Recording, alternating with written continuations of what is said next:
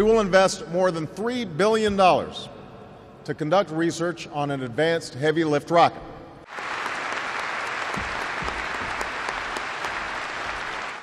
I understand that some believe that we should attempt a return to the surface of the moon first, as previously planned. But I just have to say, pretty bluntly here, we've been there before. There are also those who've criticized our decision to end parts of Constellation as one that will hinder space exploration below low Earth orbit. But it's precisely by investing in groundbreaking research and innovative companies that we will have the potential to rapidly transform our capabilities